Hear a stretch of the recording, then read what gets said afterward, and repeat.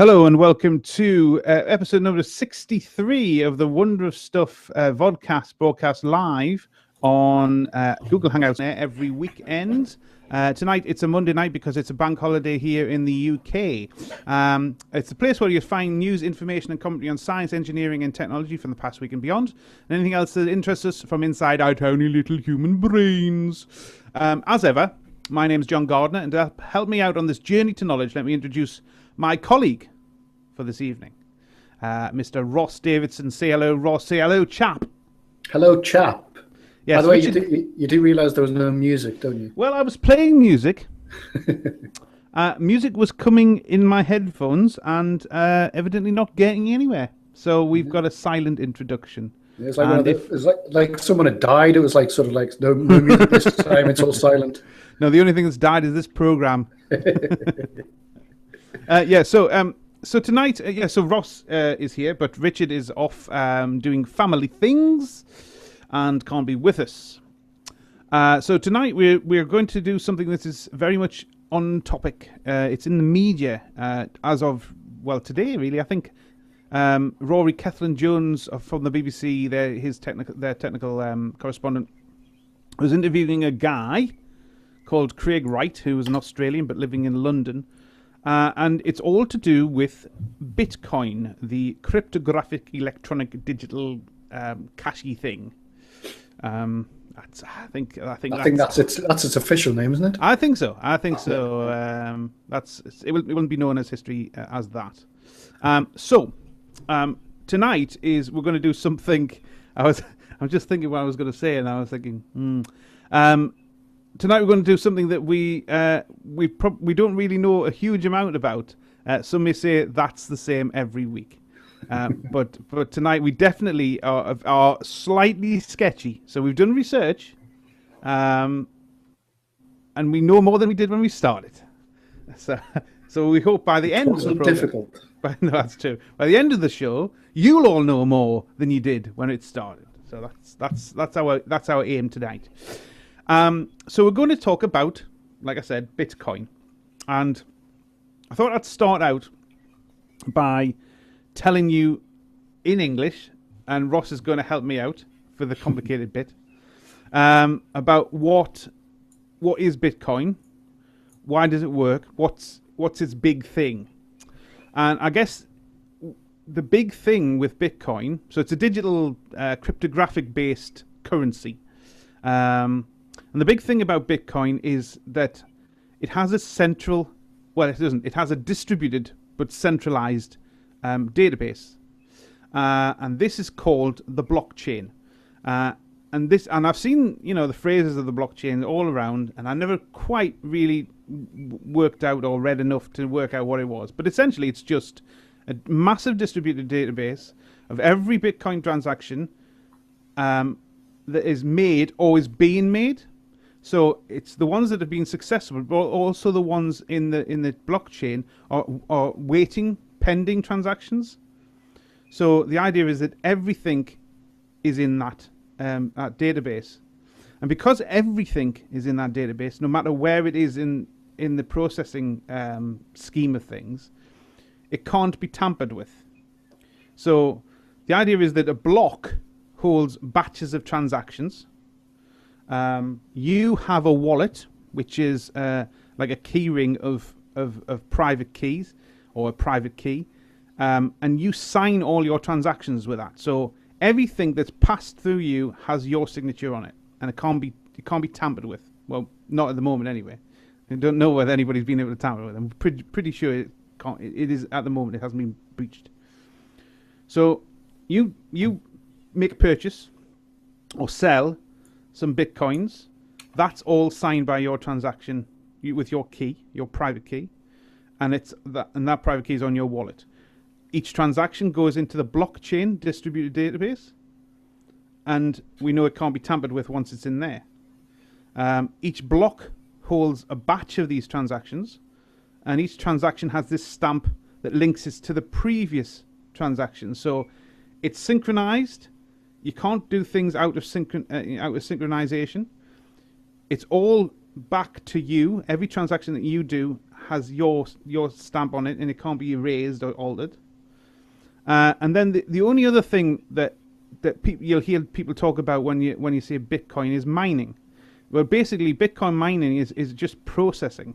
It confirms that waiting transactions are included in this distributed database. So it's chronological, it's neutral, and the state of the system is always passed around all of the computers that are involved. So the user can't affect the order of their transactions. So they can't. It possibly could be possible, but it's very rare that you could have multiple transactions from the same user in consecutive spaces in the blockchain. And users can't roll back transactions either.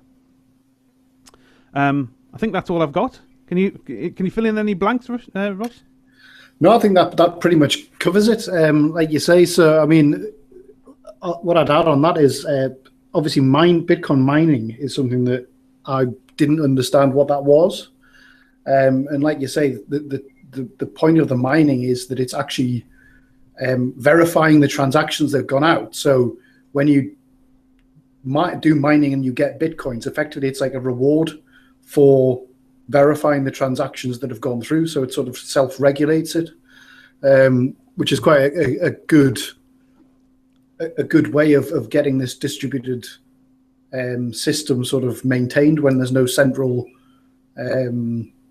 responsibility for someone actually to check them. But it's quite interesting. I mean, I remember Bitcoin coming out, which is only 2009. 2009, yeah, it was invented in 2008. Yeah, and released open source in 2009. So not that long ago, only like 7 years ago. And I do remember Bitcoin coming out, and I remember reading about it at the time. And I'm sure I actually set up.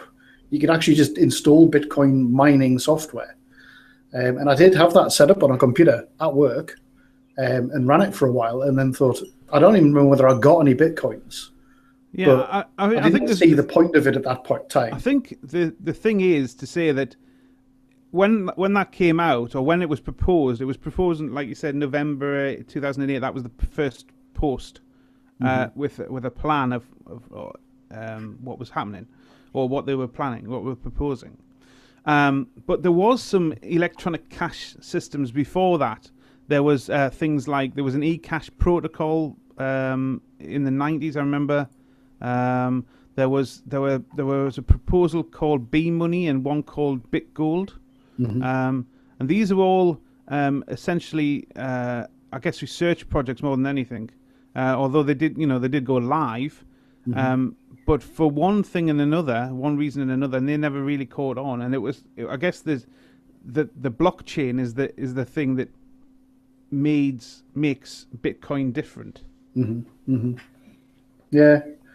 And I mean that whole thing of the blockchain is a good, like you say, it every transaction is stored in it, so it's sort of it's what we were saying before. It's that this distributed database is 65 gigabytes in size as of April this year. Yeah, because Ross asked me before we came online, do you know how big the database is now? I said, 500 terabytes, but no, 65 gig is how big it is. And that stores every single Bitcoin transaction that's been made since 2008, I assume. What I'm going to do is I'm going to flip here, and have we got somebody? Oh, Ross. I've just seen a note from Ross. No music. But yeah, so what I'm going to do here is I'm just going to show you the blockchain in action. So if you can see here, this is blockchain.info, which is the main the view for the public on the blockchain. It's obviously because it's distributed, so that this is in multiple places. But if you can see here, every one of those rolling transactions is something that's either completed or pending. And if I just click on one, let me just see if I can click on. There isn't a way of pausing this, I've noticed. So I'm just going to write. Right. No. Right. Yeah, this is working very well. There, right. So this one here is one particular transaction. You can see it's unconfirmed. So that's something that's gone in as soon as it's happened. it's gone in there and it's waiting for the completion. And then you'll have various keys and hashes. But this one's come from Germany, I believe. Where does it come from? Yeah, it's come from Germany. That one, but there's things that it's constantly happening, constantly going through. That's quite cool. Mm-hmm. Mm-hmm. So I think one of the things. What's a Bitcoin worth at the moment? Is it something like $400 or something like that? Less than that. There's a site, isn't it? Let me just try. £302 at the moment, according to Google. £302. Now I have a Bitcoin. A single Bitcoin. Yeah, that I bought when it was 500 quid. Right. Mm. That's why I've only got one Bitcoin. So you bought that in 2014? Yeah, that would be when I did it.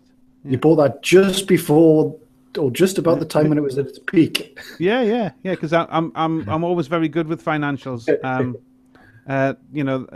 Hence the reason why I'm a multimillionaire. Oh no, sorry, I'm not a multimillionaire. Yeah, that's why. Yeah. I'm not very good at markets. But so have you got a graph there of the? I was going to say I have. Yeah, let me share.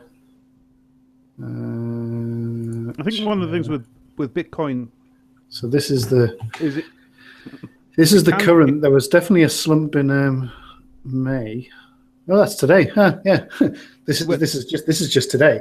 This because of this guy, is it? Yeah, this is what I was saying. Actually, can you go back over? That's what's 1 day. You've got it on 1 day. Can you go back over? To all. There we are. So 2000. So it was around from 2009, and it didn't actually start gaining any traction in terms of value till 2013. So I mean, look at this. If you bought like $5, $6, $7, and the peak in 2013 was over $1,000. So it has come down since then. It has been rising last year. Yeah, I mean, my 500 last year, I could have bought 2 Bitcoins for that. It's a very volatile thing. Yeah. I'm guessing that there's no real that's not going to stop in the near future. Actually, there's one thing that I was going to mention is the first thing I thought is, well, if anybody's listening to this or watching this, what's the question that they want to answer? And I guess one of the questions is they want to answer is what is the difference between Bitcoin, not technical, but what is the difference between Bitcoin and conventional financial system, and if this guy Satoshi Nakamoto, which actually we haven't really mentioned him yet, but we'll do that next. Yeah. But Satoshi Nakamoto, and I'll do it in quotes because we don't know whether he actually exists. He's meant to be the father of Bitcoin. And he said the differences are this. In a conventional system, the whole financial system is based on trust. You are putting trust in a bank, not to a central bank, a country's bank, not to debase the currency. However, the history shows that this trust is breached regularly. The bank must be trusted to hold our money and transfer it electronically, but they lend it out constantly in waves of credit, with barely a fraction in reserve. We know this because that's what all the stress testing of banks was around. We have to trust them with our privacy, and trust them not to let our identity and identity thieves drain our particular accounts. And then he says, for the Bitcoin industry, it's not about trust; it's about proof. It's cryptographic proof, and that's the two things, the core of why the two financial systems are different. Mm-hmm. Mm-hmm.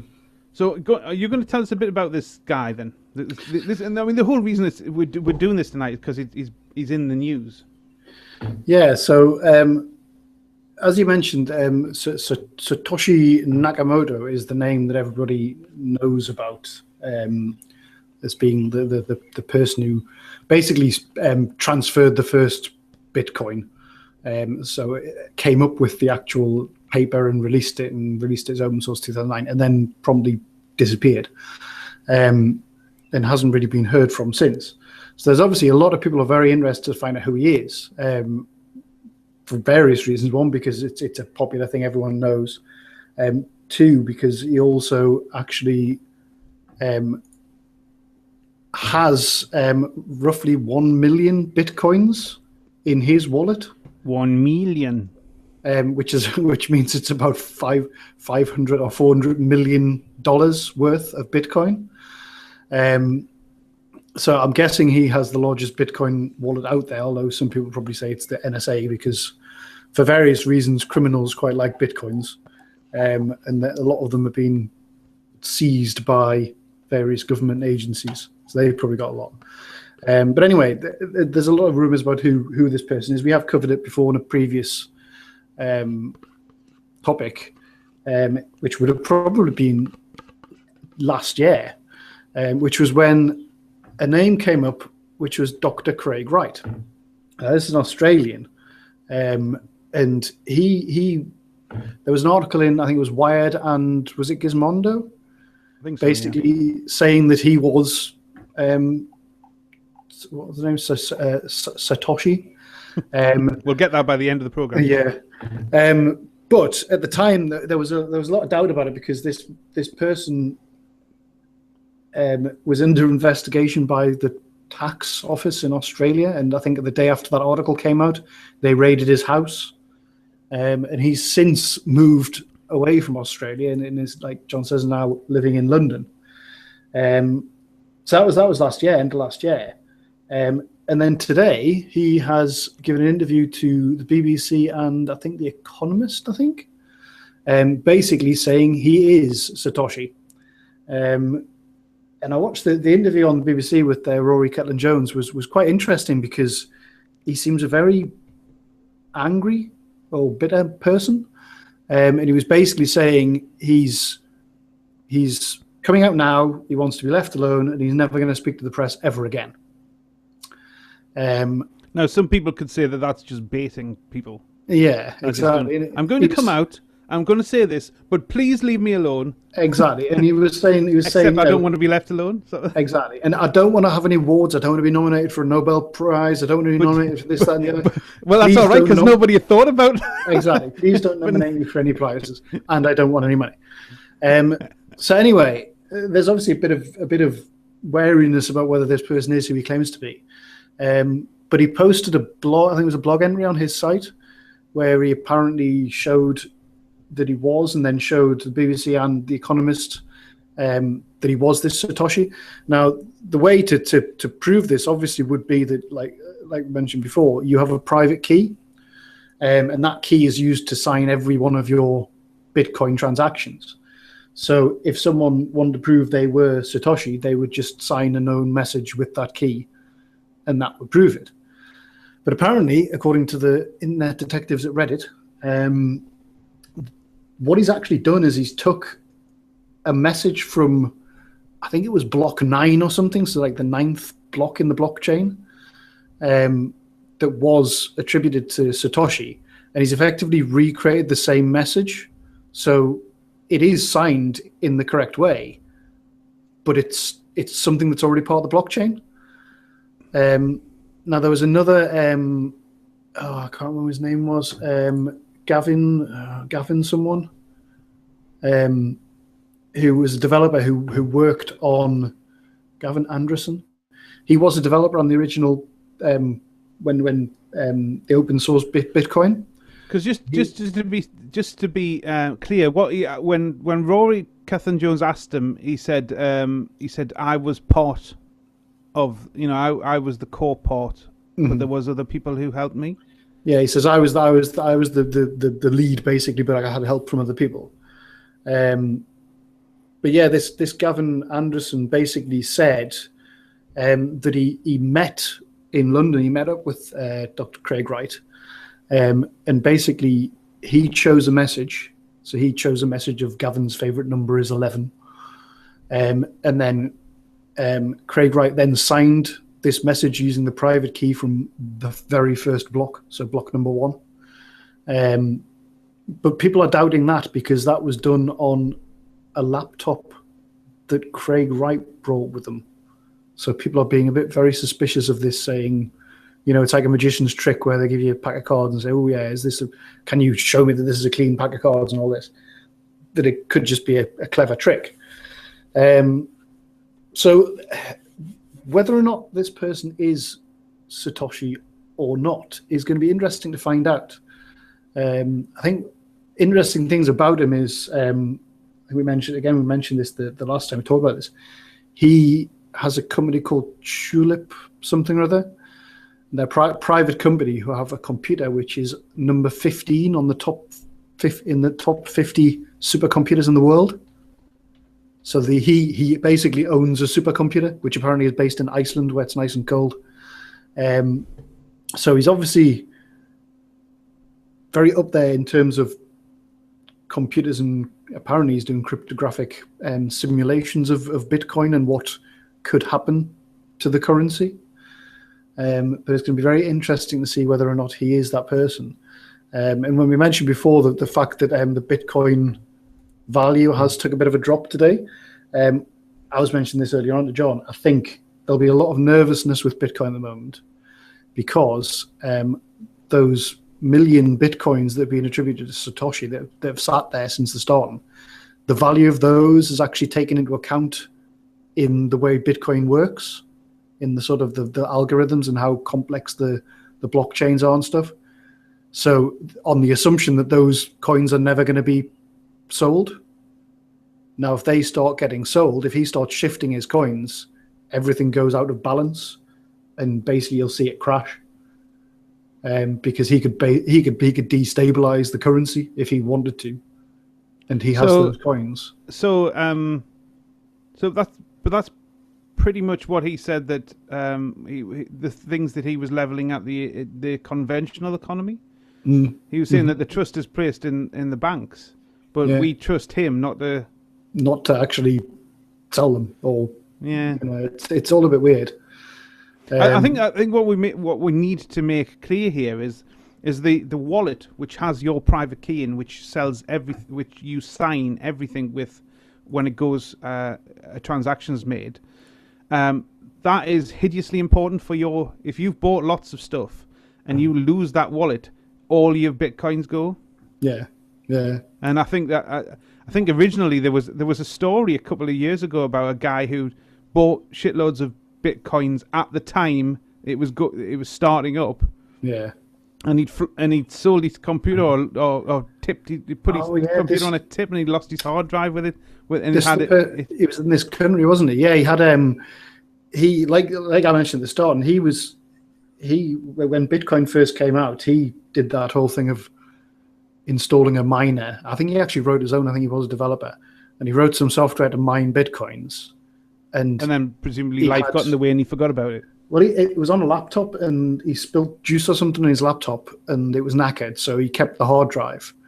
But obviously kept it for years and had these Bitcoins that were worth about £2. And then at some point, he threw the hard drive out, and they would have been worth if you work in IT, you wouldn't, though, would you? I mean, I've got hard drives lying around my house that I've never thrown out. Yeah, but you've got them, and I take the platters out. I take the platters out of mine. Yeah. So he claims that that was like 7,500. So it would have been worth a few million at least. I remember that. Yeah, I remember that story. Well, there's one thing that I'll probably bring in now, that Bitcoin is not the only digital cryptographic currency that is on the market, and I have a few here for your delectation. Let me just see if I can find them. Okay, so I don't know how much Bitcoin is worth, but it was definitely the start of the modern cryptographic cash sort of world. Mm-hmm. But there are others around. There's one called Litecoin. I've heard of that. That has a market capitalization. It started in 2011. It has a market capitalization of $353 million. And it says that it sets itself up as the silver to Bitcoin's gold. I don't actually know what that means. Confirmations of transactions are processed more quickly with Litecoin than Bitcoin.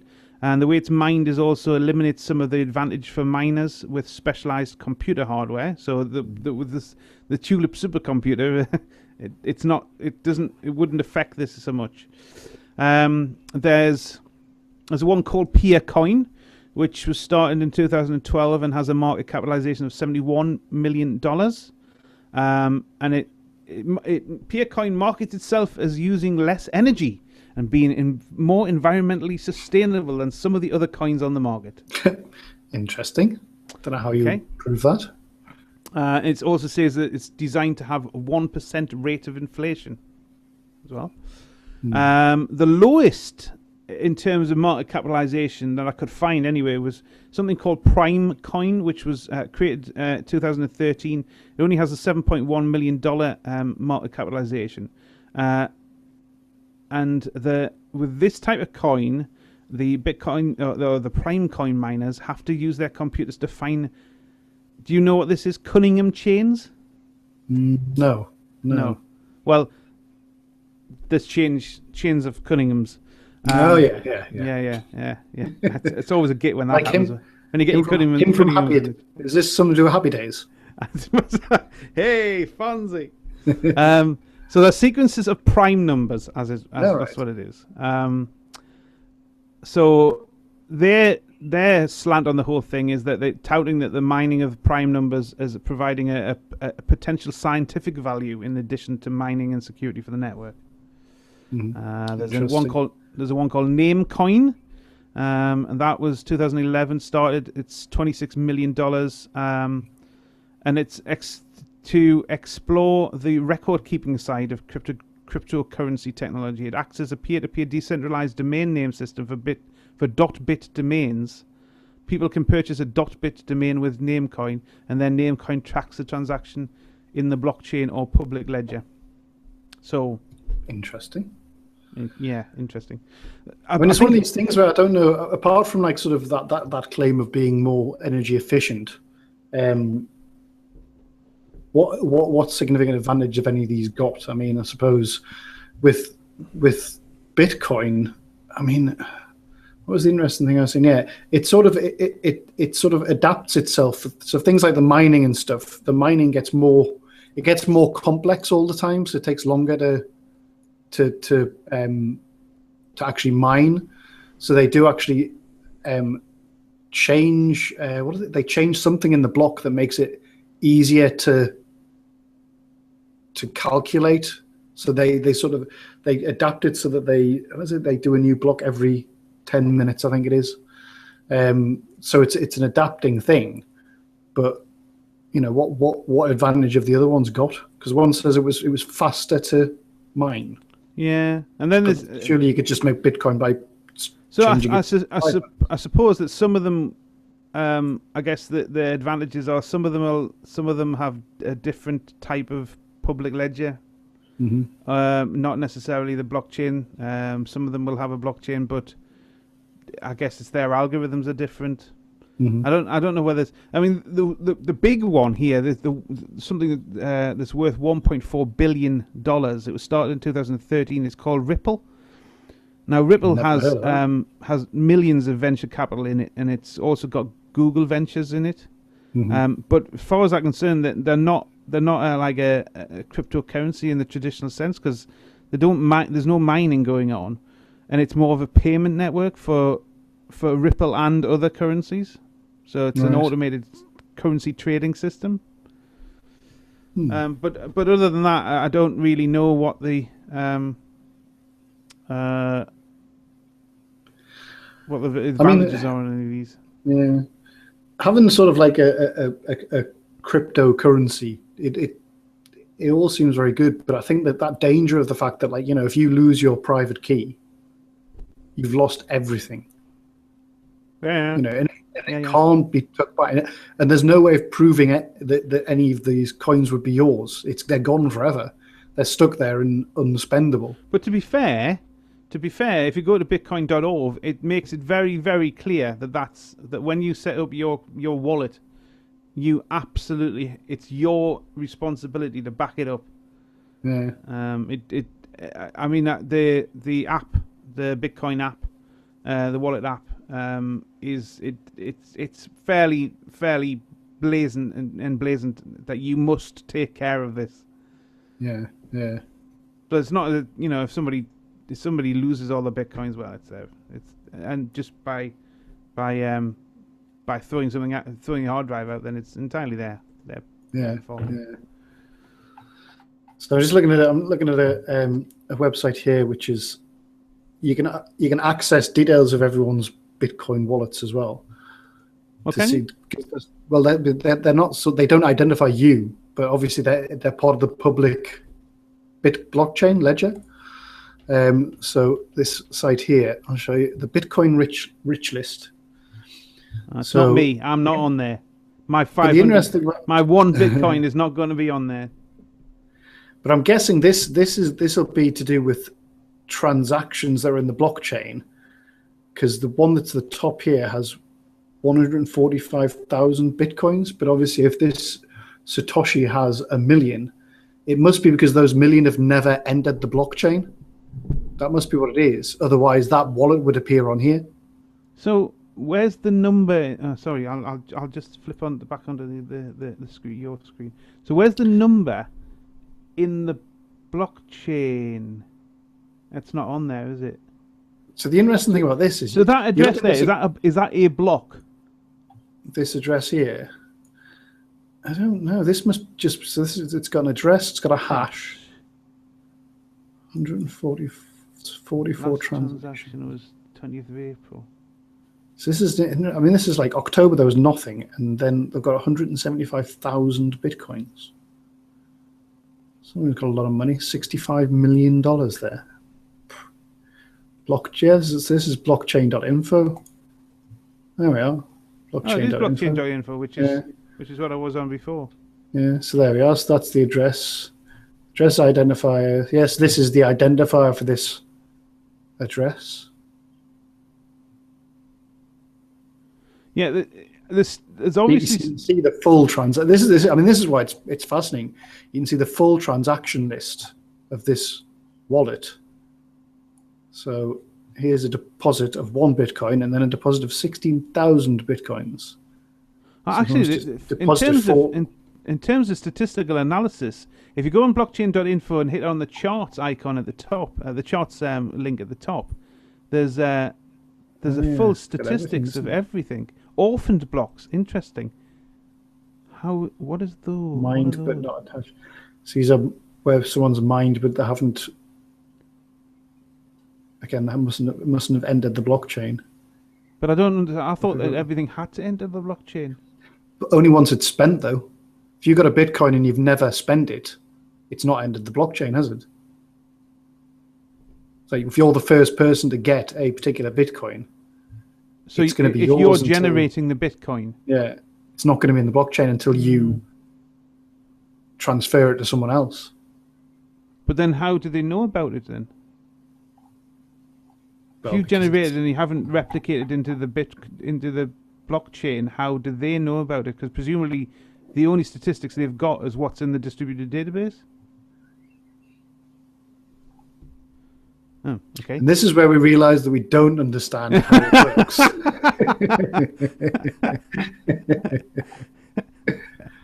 So this is the total number of Bitcoins that have been mined. Ah, right. So there's an API as well. That must be where they're getting stats from then.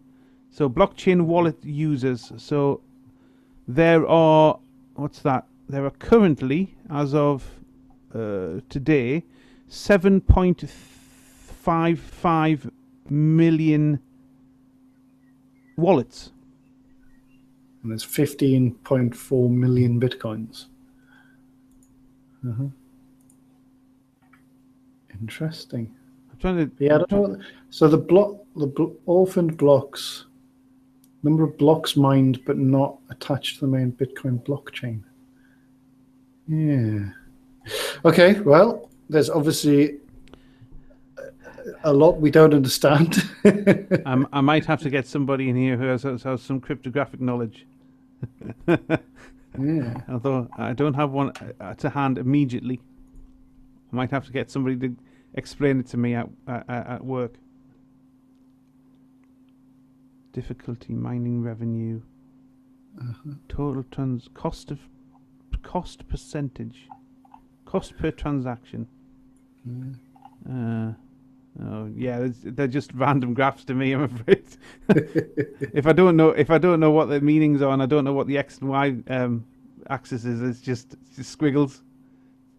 Yeah. Or as our new terminology for graphs like this is scragginess. Scragginess. Yes, there's a scragginess coefficient that's quite high on these graphs. See, does that just mean there's lots of stuff in it, but no one knows what it is? It's big squiggles. Big squiggles. Right. So yeah, I hope you've all come to gain more knowledge of the whole cryptographic currency thing that's happening, and that there may or may not be a leader of the Bitcoin world. It might be an Aussie in London, or he may be a liar. And meanwhile, we still don't understand the whole thing. I understand the principles. He doesn't look trustworthy. Look at him. I know a CEO looks like that, actually. Yeah. But we'll see. Like I say, I mean, the only way for him to ultimately prove he is who he is either to introduce some of these coins that are belonging to Satoshi into the market, which obviously is then going to start destabilizing it, or actually do this signature thing, which... Yeah, I mean, if he's saying that the whole difference between the cryptographic currency system like Bitcoin and conventional finance is it's not about trust, it's about proof, well then prove it. It should be quite easy. Mm-hmm, mm-hmm. But also, if it's anybody else, why are they keeping stum? You know what? Well, I mean, it's. I don't know. I mean, I don't know. And here's another thing, because they've got a foundation, much like the Linux Foundation. The Bitcoin Foundation is a steering group, I guess. Yeah. So, who handed over to them? Well, that was the thing. It was. I mean, it was. He had. Where was that? I was reading about that. He handed over to someone called Hal, something or other. Oh, where is it? So it's according to this, it's Satoshi Nakamoto and Marty Malmi. When Nakamoto left the project, he gave ownership of the domain to additional people separate from the Bitcoin developers to spread responsibility and prevent any one person or group from easily getting... So somebody must know this Nakamoto, or was it all done digitally? Did he never show his face? Well, this is the thing. I think it was sort of... In which case, would you really believe it? I'm going to hand you over all of these Bitcoins and the whole organization. Spread forth. Was it I don't actually know you. I've never seen you. Yeah. Very weird. There was also someone who was involved at the start and who died a mysterious death. Yes. That? Right. Hang on. That was so it's like, ooh, there could be a bit of intrigue in this as well. So back in last year, in December of last year, there's this story that I found on Gizmodo, and basically, this right guy has said that he and his dead friend invented Bitcoin. Yeah. Who was his dead friend again? Because that's sort of like, okay, that's excellent. So the dead person can't reply and go, no, you didn't. Kleiman. Somebody Kleiman. Yeah. But you see, here's another thing. For somebody who doesn't want publicity, he's been in a lot of news articles, and he's been not just reported about, but he's actually been speaking in these news articles. He's been quoted in these news articles. So So somebody climbing. It says. Sorry, I'm just reading this Gizmodo article. He said. It says this story was originally published on December the 8th, 2015. Shortly thereafter, Craig Wright scrubbed much of his digital presence and disappeared for months until May the 2nd, 2006, when he publicly announced that he is the creator of Bitcoin. Back into the article, a month-long Gizmodo investigation has uncovered compelling and perplexing new evidence in the search for Satoshi Nakamoto, the pseudonymous creator of Bitcoin. According to a cache of documents provided by to Gizmodo, which were corroborated in interviews, Craig Stephen Wright, an Australian businessman based in Sydney, and Dave Kleiman, an American computer forensics expert who died in 2013, were involved in the development of the digital currency. Yeah. So that was the thing. It was like, when they did that article, Gizmodo, they were basing it on it was like emails and stuff that had actually been hacked and stolen from this Craig Wright, apparently. But then he was investigated by the tax office in Australia, and I suspect that's all because of the fact that if he is who he claims he is, he's worth loads of money and hasn't been paying tax. But then if these bitcoins haven't been in circulation, is he really worth that much money? I don't know how that works. So what he said was the reason why he wanted to keep Stum was because he's got a lot of staff working for him, and they didn't want any of the publicity that he was inevitably getting with him being the CEO of the company. Mm-hmm. So in other words, just bugger all off and leave me on my own. That's what he said. That's actually what he said, essentially. Yeah. So interesting. So from this little article here, I know. Yes, I do know more about Bitcoin and cryptographic currencies. But now I want to know more. Yeah, well, I want to know how. I want to know how it actually works now. Yeah, I thought I understood the blockchain at the start of this. Well, it does say if you go to bitcoin.org, how it works. There, it gives you a brief overview, and then it says read the original paper, and there's a link to the original paper. So that's not going to be an easy read. I'm guessing. Although it is only 9 pages, and it is called a peer-to-peer electronic cash system. So 9 pages. I expect we are probably intelligent enough to at least grab what's happening there. You certainly will be, Ross. I'll give it a shot. You understand quantum mechanics. You'll understand this. Nobody understands quantum mechanics.